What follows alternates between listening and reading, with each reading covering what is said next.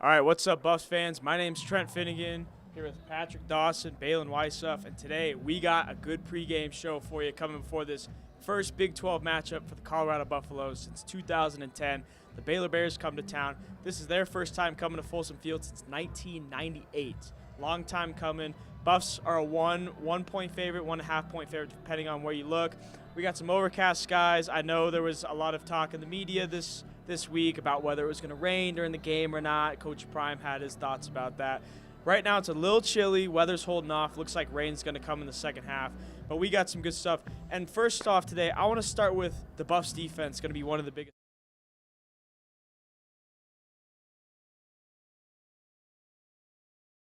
Season, the Buffalo's defense came out eerily similar to last year, was not as promising as what we'd wanted to see improvement-wise. As in the first 6 quarters that they played this season, they allowed 54 points. But in the last 6 quarters, they've allowed only 9 as they shut out Nebraska in the second half and then held CSU to 1 touchdown and a field goal for 9 points. DJ McKinley has been a great player on this defense, leading the team with 21 tackles. And, of course, you got to include Travis Hunter in there, just super capable player on both sides of the ball. Yeah, I like how you bring up the corners there. Another member of the secondary that I think has been playing great, Cameron Silman-Craig, really stepping up in the absence of Shiloh Sanders. He has 17 total tackles so far through 3 games. A lot of people were concerned what was going to happen when Shiloh went down with that broken forearm in Lincoln and Nebraska. Cam Silman-Craig, Carter Stoutmeyer have really stepped up as well. And we know Savion Riley's also back there if he needs to step in as well, too. And then you move from the secondary. We're going to move to the middle of the defense now, Patrick. Levonta Bentley, Nikai Hill-Green, they've been phenomenal. They really showed it in that CSU game. Yeah. Nikai Hill-Green with a bunch of big hits. Levonta Bentley with that big fumble, taking that kid's lunch money. What did you like from those two in CSU? I mean, I think the improvement over NDSU compared to how we were just watching that game talking about linebackers cooked, like just nothing was going right. Bentley made the huge play to get a turnover on what was going to be a scoring drive. And him and Hill, they've just been – the improvement that we've seen over 3 games has just been exponential from them. From the first game where they were like a liability on the field, and then you get to last week and there's some of the bigger playmakers on the field. Remember, Nikai Hill-Green wasn't even – He wasn't even the starter. Yeah, in North Dakota State, and now look at – he's probably one of the most important guys on this defense now. So another thing defensively, turnover margin. Buffs through the first 10 quarters of action didn't force a turnover. Second half against CSU, they really kicked it on with 2 interceptions and a forced fumble. Baylor, they have 7 fumbles this year. They've lost 4 of them. They threw 2 interceptions as well. Colorado's going to have to win the turnover margin in this game. They have the tools to do it, and they're going to want to get Shedeur Sanders and this offense on the field. And when Shedeur and the offense on the field, we know what they're capable of, but all our eyes are going to be on the run game. Michael Welch, 65 yards last week, really stepped it up. He had 7.2 yards per carry. He's going to be sharing reps, I assume, with Isaiah Augustov. My apologies. Yep. And then Dallin Hayden missing his 2nd straight week with the high ankle sprain. Baylan, what are you looking for from this running game today? Improvements. To start the season was a very, very poor performance. Against North Dakota State, they averaged 2.6 rushing yards per game. And then against Nebraska, it went under 1 yard. They averaged 0.8 rushing yards per attempt. But then against CSU, we got the run game going. A lot of the credit goes to Micah Welch, of course, as we got over almost 6 yards per rush against Colorado State. So, I think that's going to be a big X factor of this game is if the Colorado offense can really show a lot of balance, like not only be so dependent on the pass game. If we can get the rush game going early, I think it's going to come with really, really good results. One side note I want to add: I hate how college football sacks somehow still count against rushing yards. When the NFL it just goes away from the team total passing yards.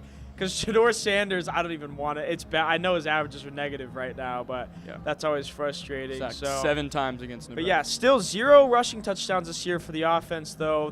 We saw it last week. They love going to those quick passes on the goal line. Wonder if they'll bring in some heavy personnel. They rarely have gotten into 12 personnel with 2 tight ends. We know Savell Smalls, Sam Hart. They're not receiving tight ends whatsoever. They're big run blocking guys. See if they get in on the goal line and try and punch the ball in. With that new offensive line, going to be the same today. Phillip Houston at right tackle, Tyler Brown at left guard. Now, Houston was all right last week. They played a very inferior team in Colorado State, and they did what they were supposed to do. But Tyler Brown moving to left guard really elevated this offensive line, really picked everybody up, I thought, even with Houston still getting used to it on the right side, excuse me. Yeah, Pat Shurmur, he runs a very quick passing game. Yeah. If you got to throw it farther than 10 yards down the field, Pat Shurmur probably didn't make the call. So ball's being snapped and ball's coming out, and that helps this O-line. This O-line has no chemistry together. No. I mean, you look at, like, I think Zelinkus was here last year. Brown wasn't eligible. Zelinkus had 2 starts last year. And Brown wasn't eligible. Seaton, true freshman. So, like, none of these guys have ever played together. No. And so it's got to come out fast because they don't know how to work together as a unit yet. It's going to get better as the season goes on, but you said in the goal line, you know, maybe we see some jumbo, big 12 personnel. I don't think so. I think they're going to stick with their formula that they've done all year in the red zone, which is just get the ball out, get it to Travis Hunter, LeJontay Wester. Somebody's going to make a play with the ball in their hands, and that's how they're going to get their touchdowns. They're not going to line up under center on 1st and goal and try and pound the rock in to get 6. That's not the way that Pat Shurmur is going to run his offense here. And I do want to say a note to our viewers on Instagram Live. We are on YouTube, where you can hear us out of these wonderfully rented microphones. Shout out the Armory.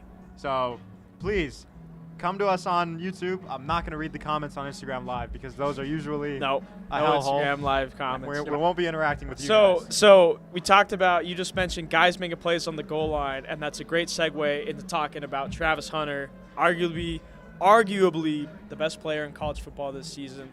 You know, some people call him the best wide receiver, the best corner. I'm going to call him top 5 wide receiver, top 5 corner, because there's guys all over the country. Luther Burden at wide receiver. Will Johnson just had a pick 6 for Michigan.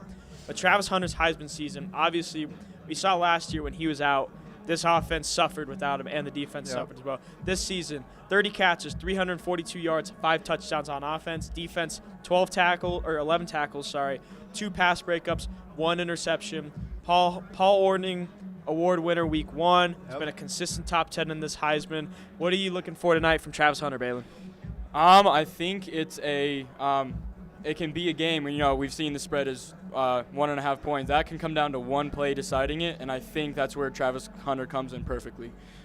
If you just dissect his game, all the aspects that he does amazing are really what can lead to that game-winning play. If you look at his vertical, how fast he moves, how high he can jump, everything really comes together for him. And, yeah, I mean, I think if we stay at a consistent rate that the football team is right now, collect maybe 6-7 wins, I think Travis Hunter should definitely be in the conversation for Heisman, if not win it. And then the guy throwing in the ball, Shedeur Sanders, we got to talk about him as well, obviously. 999 yards, 9 touchdowns. I'm going to call two interceptions with an asterisk after the North Dakota State one where the ball went off LeJontay Wester's foot and up into the air and got intercepted on the goal line. He's 85 for 121 this season. That's a 70.3% completion percentage.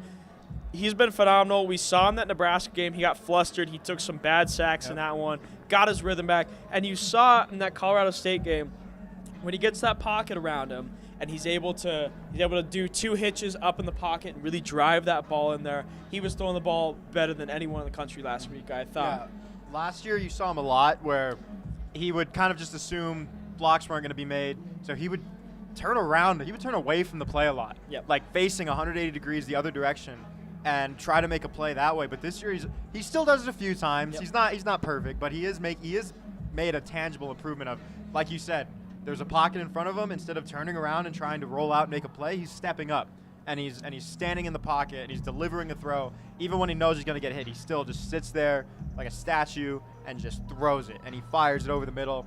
I think that's one thing that he does really well is he attacks the middle of the field pretty well from the pocket. Yeah. He can see. He processes very quickly for me, at least the secondary. You talk about the pass rush, that's something that he's struggled with. But in terms of processing what he's looking at and coverages over the middle, he will step up and just make a decision. And he does not throw it into danger. I mean, he's got 1 real interception this year. Yeah. Would he throw 3 last year total? Mm-hmm. And so he's not reckless with the ball. He's one of the best pocket passers in America. I think. Sorry. Go ahead. I was going to say, I think pocket presence is a real defining quality of NFL quarterbacks. You see all these rookie quarterbacks that are struggling in the NFL. In my mind, it really comes down to their pocket presence, and I think Shedeur Sanders does a really, really good job of that. And I like how you brought up his ability to attack the middle of the field at intermediate depths. That's a big NFL quality that you see those really talented guys be able to step up, throw that in-breaking route 15 yards down the field, not throwing it 5 yards to the sideline like Bo Nix or something would like to do. Kenny Pickett would like to do. Yep. That's definitely good for him. Now, segueing off of that, we're going to look at the Big 12. This is the start of the Big 12. They start this week is Baylor. Next week is UCF. Then they have a bye week after that. Also, sidetrack on the weather, they might have a big rainy one in UCF as well. Yeah. Bye week, come back to Folsom, host Kansas State, who, if you guys watch Kansas State play Arizona, that team is probably the best team CU's going to play this season. Yeah.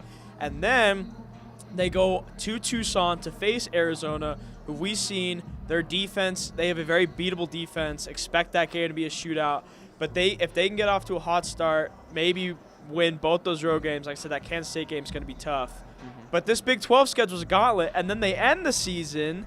They have ranked Utah comes to Folsom. Yep. Then they go on the road to Arrowhead Stadium at Kansas, who Kansas isn't what we thought they were going to be this year, but they're still a very formidable opponent with Jalen Daniels. And then Oklahoma State and Ollie Gordon come to town on Black Friday.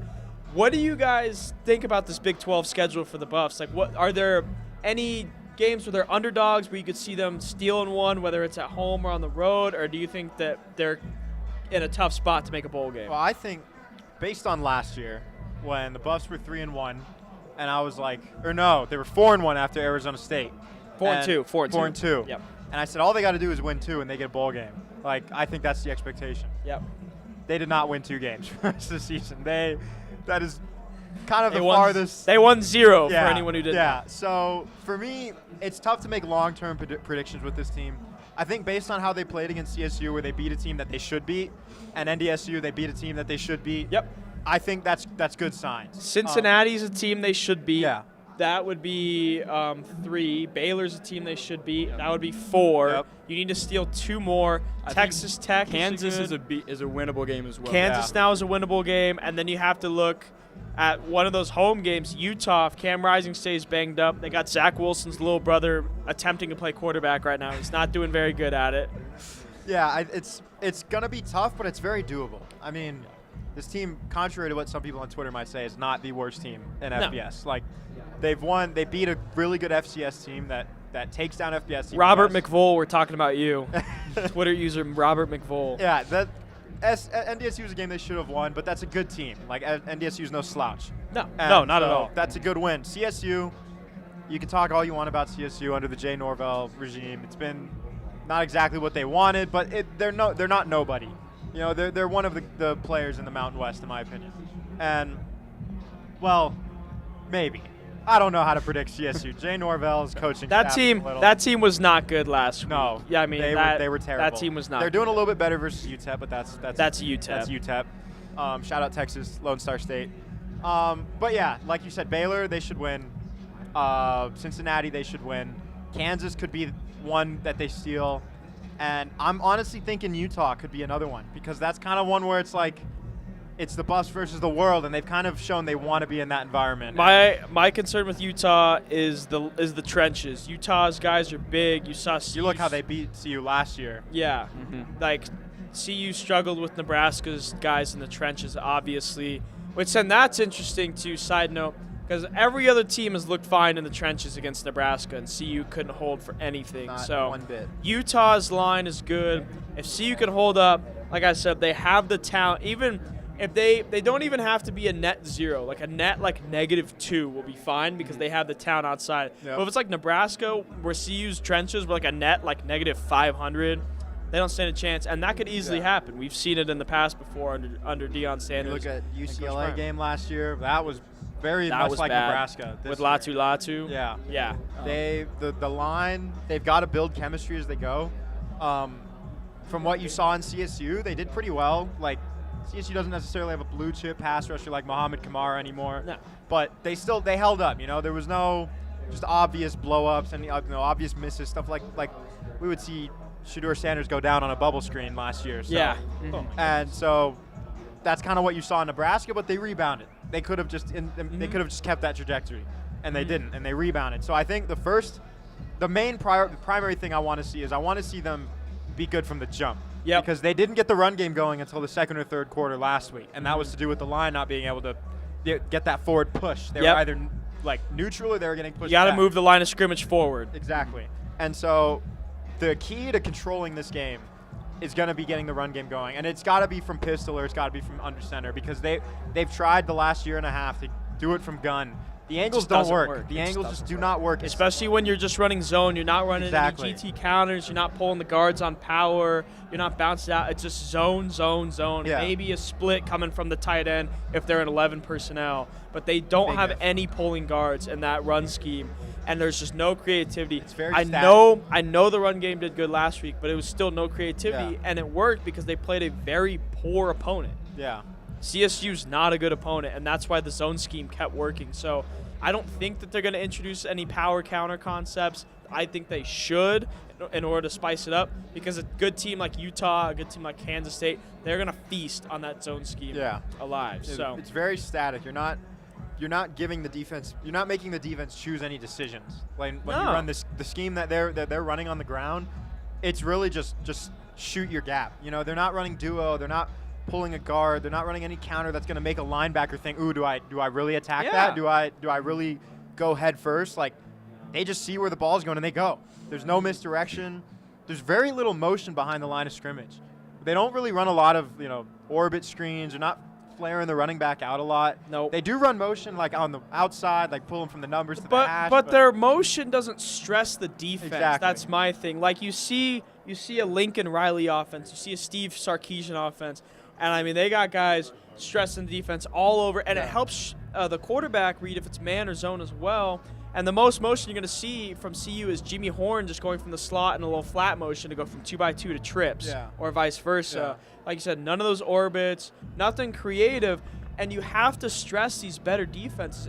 CU comes out in 2x2 or 3x1 so many times, too many times. And they don't disguise anything. It's just – and they don't – change their receivers at all. It's always Shepard, Hunter, Horn, Wester, and then if one of them's tired, Timmons will come in. But I just think that Shermer's play calling, they have to be better at stressing that defense, and if they don't do that, they're not winning against any of those better teams. Yeah, I was going to say, kind of going back to like the great teams in the Big 12, like we said, this team has a lot of stuff to improve on, but a beautiful thing about watching Colorado's football is that you have the, idea that they can beat anybody on a good day. You go back to that TCU game, first game of the Prime era, that started the whole thing. They're 17th ranked in the country. We were huge underdogs. In my mind, a version of that team kind of still exists. We can beat anybody. But yeah, like I said, we're gonna need to prove out a lot of aspects. I like so you brought up that TCU game, and that kind of is gonna segue me into my next point. This is game 16 under Deion Sanders, 6-9 record. They still have not beaten a team that ended a season with a winning record yet. Every team they've beaten has been 5-7 or worse. Sorry, not counting North Dakota State, FBS teams. We'll start with Baylan here. 15 games in, how would you assess the Prime era so far? There's a couple different aspects you can take. If you're just looking at straight, football, football product. Just X's and O's.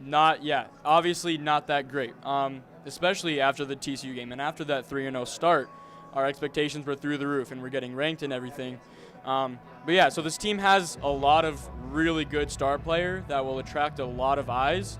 But at the end of the day, the depth on this team does not get wins at the end of the season. So in my mind, it has been a little disappointing so far, but I think there's plenty more games to come, especially I think starting tonight against Baylor is a good way to get it started. Patrick? And just another reminder for our Instagram Live viewers, we are live on YouTube with our fancy microphones, so you guys could hear us a little bit better there, and I'm actually on camera there. So is Baylan. So if you're on Instagram Live, please check us out on YouTube. If you are on YouTube, please stay. But just to get to your question now, how I view the Prime era, we did have an article go up on President Mason Prime. LeBeau. That's on our website, scobubsports.com. Go check that out. I did write a little piece there, just an excerpt. But I think to basically say what Baylan said, like outside of X's and O's, it's been unquantifiably good for the University of Colorado and the local community. But when it comes to just football, I think it's been very disappointing. I agree. I think the trajectory they were on after starting 3-0, and then even they got their teeth knocked out by Oregon. And then the USC game, they looked bad at first, but they fought back. They did. I mean, they That scored. was an Alex Grinch-led defense, so I'm going to put an asterisk on Okay, that that's a fair assessment. That's a very fair assessment. Keep going, though, sorry. But they started off poorly. Their offense was not doing very much. That was one of the few games Shedeur Sanders ended up throwing an interception. But then the second half, they flipped the switch, and, we're thinking, they did lose, but at that point, USC was, top of the country. Everybody thought they were a big dog. It was a good loss. Yeah. That was a good loss. And so that trajectory just went from, you're sky high, and then you're a little bit low, and you're thinking, oh, maybe we're back on the uptick, and then it just plummeted. It just went just the worst way that the end of the season could have possibly. I don't think anybody could have thought that it would have gone any worse. Especially with the Stanford game. The the Arizona game was very winnable, and they just couldn't score late in that game, and they couldn't get that Utah stop. didn't touch the ball for the last 6 minutes. Yeah. And I think you can talk all about the roster construction. I don't necessarily see a big problem with taking advantage of the transfer portal. I understand developing, your freshmen all the way up, but I think that's a little bit of an overblown assessment. You can disagree with me if you want. That's just how I see it. So I don't really have a huge problem with the roster construction in terms of the doctrine, but there's been some just odd, just decisions, like having Offerdahl as back one for the NDSU and a lot of personnel confusion. The personnel decisions have been weird. The Pat Shurmur move in the middle of last season was really confusing for a lot of people, including me. And then now you look at, they've got Smalls and Hart at tight end, and they talk about, we want our tight ends to be blocked first. We want them to get that personnel change. They only use them, 1 or 2 plays a game. I don't get it. And it's a tell when it's a big tell. When you're only going to use them in 2 specific plays a game. Mm-hmm. That tells the defense, they've got their 2 tight ends on the field. It's an RPO or it's just a straight up run. It's not a fully designed pass. The team is not constructed poorly, in my opinion. The coaching staff is not constructed poorly, in my opinion. But a lot of just the smaller decisions are kind of just adding up to make it just very you don't really understand what the idea is going into only using your tight ends 2 plays a game. And having Pat Shurmur be the play caller in the middle of last season, and having Offerdahl with such a big role on the offense, and it's just a lot of little decisions like that are adding up. And so, just to get back to the point of the prime era, I think it could have been worse, but it could have been better as well. I agree with you. So, it's not been a dumpster fire. It's not been a disaster. They're not the worst team in FBS, but based on the trajectory they had at the start and where everybody was told that this team was going, it should be a lot better than it needs to be. Than it has been. Quick side note, Instagram Live, another reminder, see some comments there. Go check out the YouTube channel. You can hear us through the mics. You can see all of us. It's challenging with the vertical orientation on Instagram Live. So that's kind of all the game stuff that we have on here. I do want to ask, it's been a topic this week, fans in a whiteout at home where your team's not wearing white. What do we think about this? It's been a hot topic. I feel like this is a home run hitter. Come on, if the crowd's wearing white, I think it's fitting. Football teams should wear white, but reports are we're going the classic look today. We got gold helmet, black jersey, gold pants. You see, the sleeves have the stripes, the old Big 8 stripes, just like the 90s. Yeah, we got rocking the classic unis tonight. Yeah, I think it's great. I do like those flat irons designs on the sleeves that have been new this year. I love them. I do like them. But yeah, Patrick, what do you think? White out when your team's not wearing white? I mean, they wore white out last year versus USC, and they wore gray that game. Yeah, they did. So to be completely honest, I don't understand why it's been as big. I think it was partially just because of that graphic. That's why the story has been the such graphic, a big and Baylor posted a graphic of their guys wearing green, and then a graphic of their guys wearing white, and then a graphic of their guys wearing green. Yeah.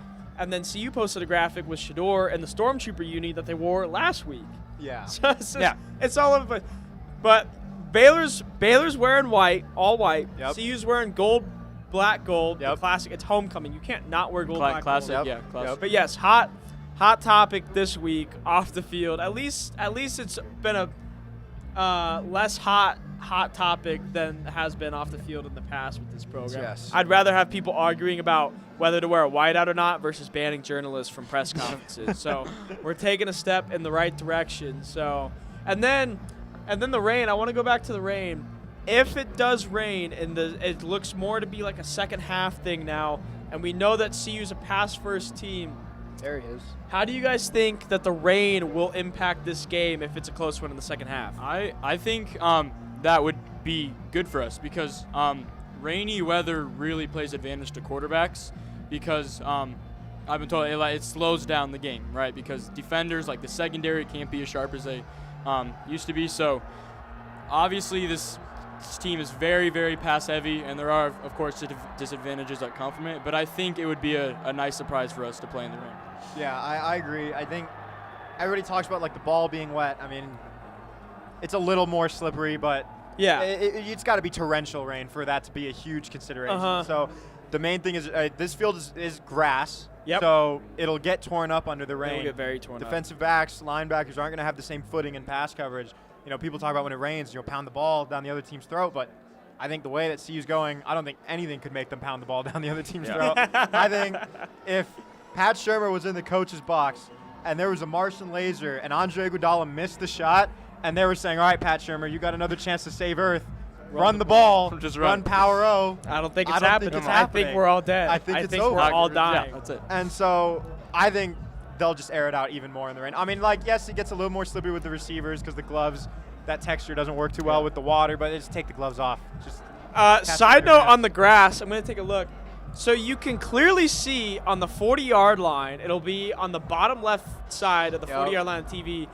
Some gentleman drove a truck onto Folsom Field last week, and you can clearly see the scuff mark on the turf. CU Buffs turf, they're great. They do a great job setting the field, but I wonder if we will see any silly stuff happen with that mark that's clearly scuffed up on the field for sure. Rain is beginning here. I do see some rainfall. Yeah, and then keep you guys updated. And then one more thing before we go. Baylor's 2-quarterback system. I think that their better quarterback option is Daquan Finn. He's more of a run-first quarterback.